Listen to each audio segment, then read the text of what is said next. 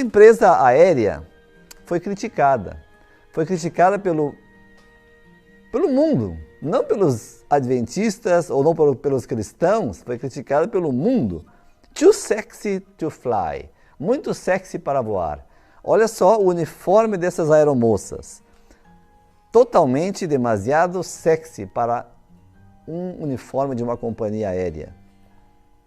Interessante, e mesmo as pessoas que não têm um ponto de vista, um critério cristão, se dão conta do que é demasiado sexy e demasiado atrevido.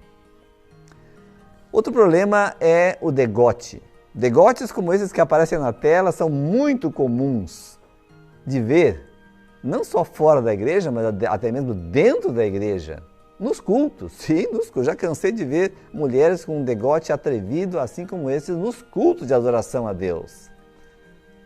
Eu acho que é muito, muito descaro.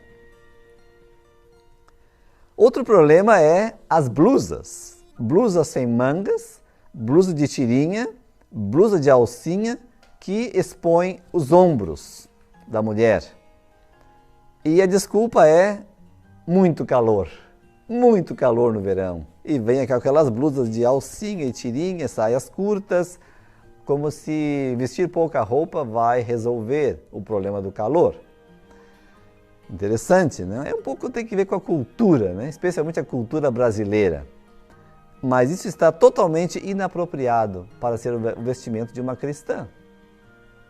Especialmente na igreja, quando eu já cansei de ver mulheres com blusas dessa natureza no culto de adoração no sábado de manhã. Olha como vestiam as mulheres em 1870. 1870. Interessante como evoluiu. 1880. Vou mostrar uma sequência de fotos que mostra como o vestuário feminino evoluiu com o passar dos anos. 1890. 1900, aquela armação que tinha por baixo do vestido foi desaparecendo. 1910, mas ainda permanecia comprido, floxo. 1920, foi subindo. 1930. 1940, subindo ainda mais, praticamente à altura do joelho.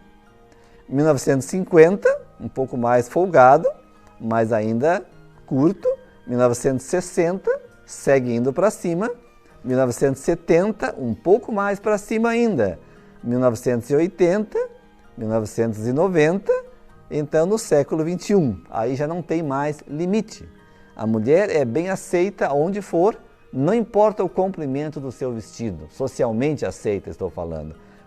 Eu já vi mulheres vestindo-se com saias tão curtas que praticamente se pode ver a roupa de baixo. Isso é um absurdo. Mulheres, e na rua, e mulheres às vezes até de uma certa, eu diria, meia-idade. É o século, é a cultura. Século XXI, olha só, é isso aí. Século XXI, século XXI.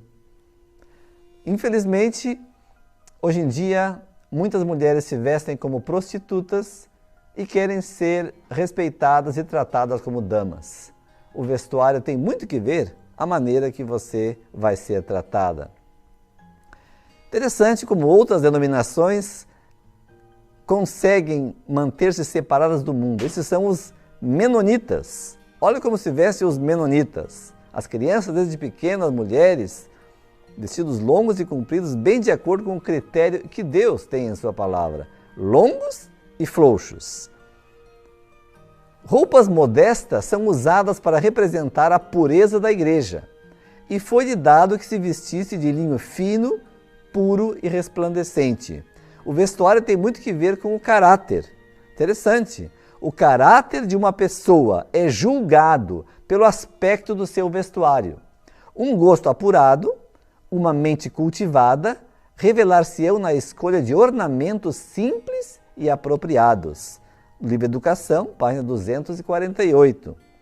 Então, representa o caráter de uma pessoa, ou o caráter é julgado pelo aspecto do seu vestuário. Muitos se vestem em conformidade com o mundo a fim de terem influência. Cometem, porém, nisto um erro lamentável e fatal. Se quiserem exercer verdadeira e salvadora influência, vivam segundo a sua profissão de fé. Mostrem essa fé pelas obras de justiça e tornem grande a distinção entre os cristãos e o mundo. Mensagens aos Jovens, 128. A diferença entre os cristãos e não cristãos deve ser marcante, deve ser grande a distinção. Não devemos querer aproximar-nos do mundo, parecermos a ele, ao mundo, em vestuário, em práticas, em alimentação, em todas as coisas, separados do mundo e diferentes do mundo. Assim exerceremos uma influência salvadora. O primeiro princípio, vestimenta com pudor, com vergonha, com modéstia e simplicidade. Segundo princípio, a mulher não usará roupa de homem, nem o homem veste peculiar à mulher, porque qualquer que faz tais coisas é abominável ao Senhor teu Deus. Deuteronômio 22, versículo 5.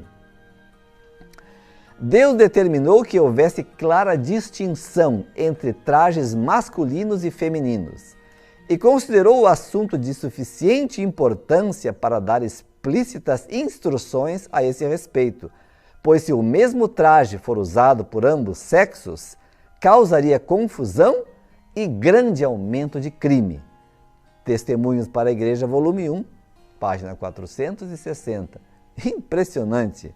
Confusão e grande aumento de crime. Será que por isso, uma das razões que a criminalidade está tão alta em nosso mundo? Pelo vestuário confuso e unissex que existem entre as pessoas e entre os cristãos também? Mary Walker, ano de 1870, foi presa várias vezes por vestir-se com roupa de estilo masculino. Como se pode apreciar na foto, uma calça comprida, como vestiam os homens, e uma jaqueta fechada na frente, um casaco, muito parecida a que vestiam os homens da época. Isso se chama androginia, vestir-se com um estilo de roupa masculino. Foi presa várias vezes por vestir-se com roupa estilo masculino. 1920. Muito interessante esta foto. Algumas mulheres da esquerda, com exceção da direita, que tem uma saia, as outras estão vestindo uma calça frouxa com uma bota, ou pelo menos algumas têm botas, outras têm uma imitação de bota, que é uma sapatilha, e depois uma meia. Interessante que esse é o estilo de calça comprida que vestiam alguns homens militares, uniforme militar da época, como vocês podem apreciar nesta foto, em 1920. O homem vestindo-se assim e a mulher, então, vestindo-se de maneira igual. Sempre a mulher tratou de imitar o homem em seu vestuário. Novamente aqui, a mulher adaptando o seu estilo de calça comprida de acordo com como a moda progredia. Várias cidades americanas nos séculos 19 e 20 aprovaram leis que proibiam as mulheres de usar calças. É impressionante isso. Um exemplo disso foi uma lei de 1863 aprovada pelo Conselho de Supervisores de São Francisco, nos Estados Unidos, que criminalizava a aparição pública em um vestido que não pertencia ao seu sexo. Criminalizava. Embora existissem leis similares em Columbus, Ohio, aprovadas em 1848, Chicago, Illinois, aprovada em 1851, Houston, Texas, aprovado em 1864, Orlando, Flórida, aprovado em 1907 e aproximadamente 2 dúzias de outras cidades americanas. As leis anti-cross-dressing continuaram até o século XX, com Detroit, Michigan e Miami, na Flórida, aprovando leis até a década de 1950, e Cincinnati, Ohio, passando uma lei em 1974, que proibiam, criminalizavam uma pessoa sair em público com roupa que não pertencia ao seu sexo. Interessante, muito interessante. Calças jeans unissex em 1970. Todos lembram que tem um pouco mais de idade, né? Lembram das calças jeans que apareceram nessa década unissex, igual para os dois, para tanto homem como para mulher. Aí novamente uma foto bem ilustrativa. Deus falou vestidos ou roupa frouxas, amplas e compridas. E a moda é essa aí, calça jeans apertada, que marca cada forma da anatomia feminina. Isto é modéstia aos olhos de Deus? Isto é pudor e vergonha? Respondam a pergunta.